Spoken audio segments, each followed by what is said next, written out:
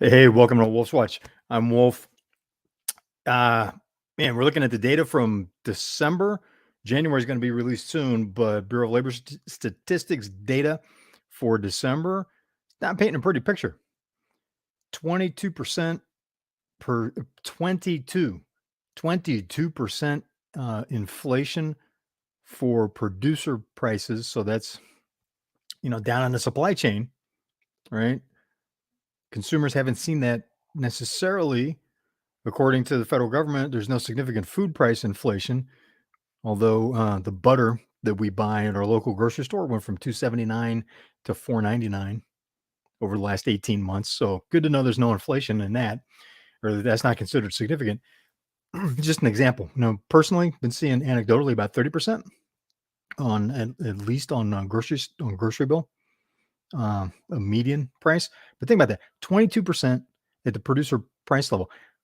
That ties into looking at the data because of such high inflation. So that's December 20th to December 2020 to December 2021.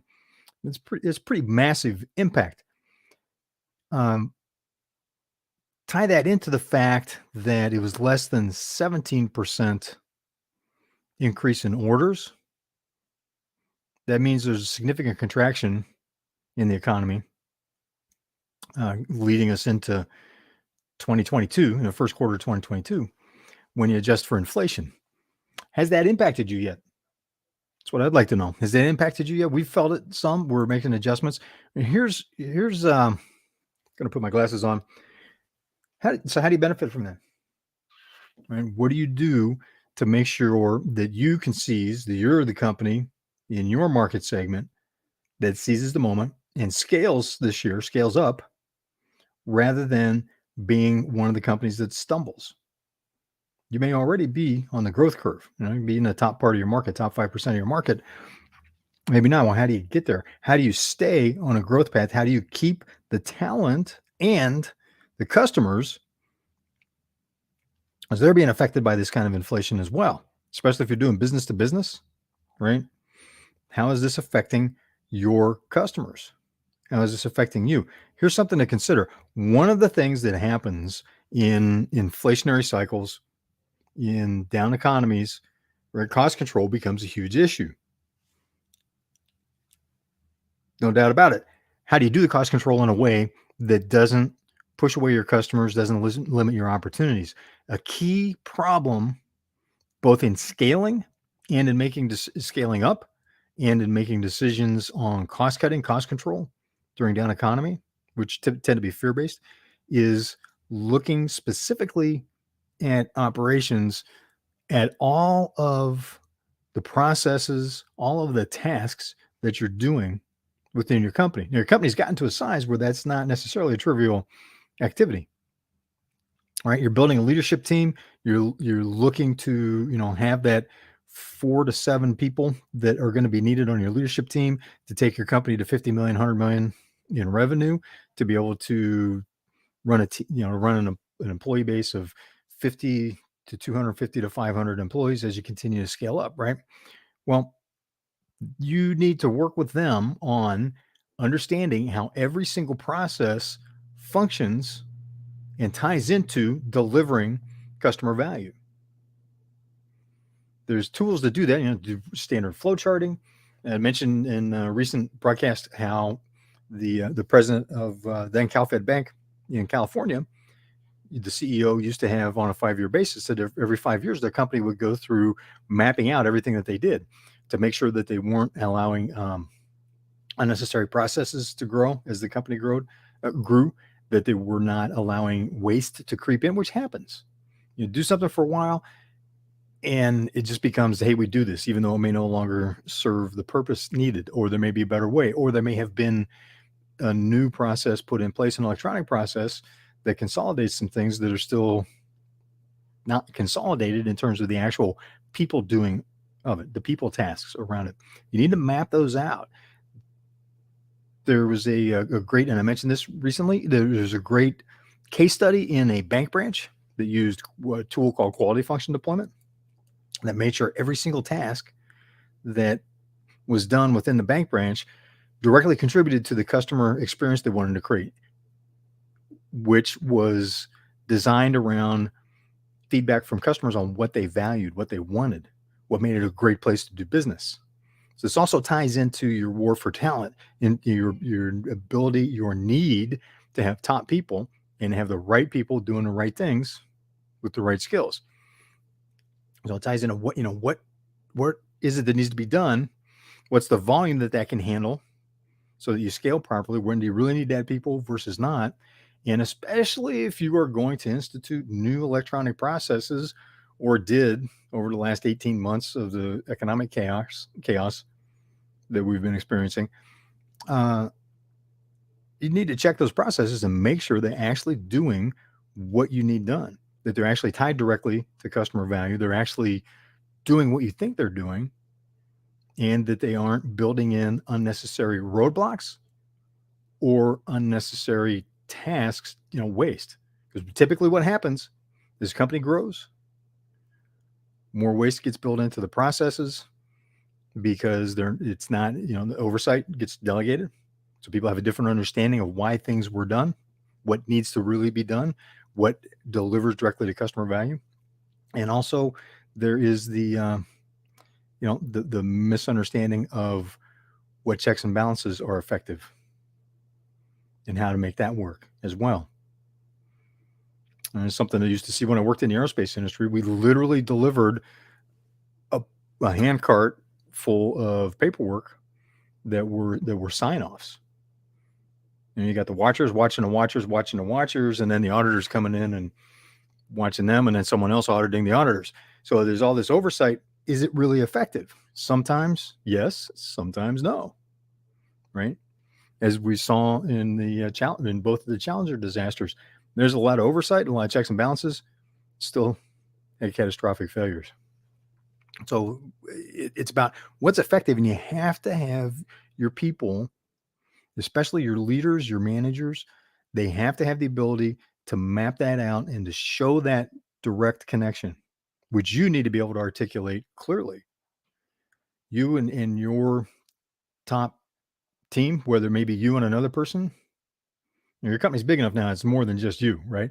So it'd be you and another person, or you and another couple of 3 people need to be able to articulate a clear enough vision, and have enough feedback from customers to be able to say, look, this is the customer experience we want. This is the feedback we're getting from customers in terms of what they want, what works. Here's what you need to make sure everything ties into directly, and eliminate what doesn't, and make sure you understand when each one of those processes has to run double, or scale is really about order of magnitude, right? So when you add a zero on to the volume that those processes have to handle, whether it's phone calls coming in for customer service, right? Whether it's number of sales that need to be handled by the sales team, number of orders that need to be delivered on by your operations folks that are getting stuff shipped out, handed off, electronically delivered, doesn't matter. It's going somehow. There's a process delivered. When you add a zero onto that, how does that capacity get handled? What's the plan for the people that are running those to be able to scale up and not create, again, you got to watch where you're creating those lids. You don't want to create another lid and block your ability to scale. You don't want to make cost-based decisions that affect customer experience, because in the environment that we're in right now, it's the companies that can provide the experience and the value that will have opportunities to scale up, right? Think about companies like Zoom, like StreamYard, which we're using for this broadcast. They were in great positions to scale up, to take in a ton of new business, a ton more business during the great lockdown. And they were able to scale up to do that. Sometimes with some very public burps, as some companies like Zoom, had issues initially in terms of security on their side, but also on users understanding best practices to have a good, secure Zoom service when there were a few high-profile hacks of people's meetings. Excuse me. So you want to be able to maintain that customer experience. You also need to maintain the work environment, the cultural experience within your company in order to be able to keep top talent and recruit more top talent as you're scaling up to in your company. You got to have the right people doing the right things with the right skills, correct?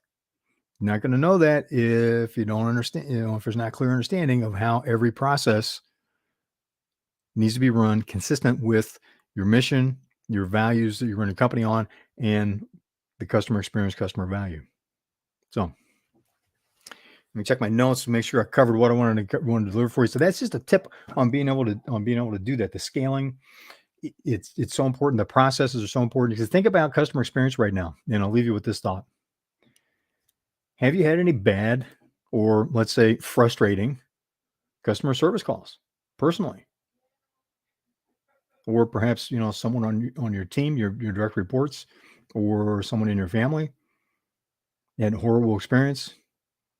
I spent a total of 4 hours on more than 4 hours, almost 5 hours on 3 different calls with our cable company on something that ended up at the end of the last call. They denied that we'd ever had any of the conversation to begin with. It was just insane. Ryan Fogarty, you're very welcome. Ryan, thank you for being part of the conversation. Glad you're with us, my friend.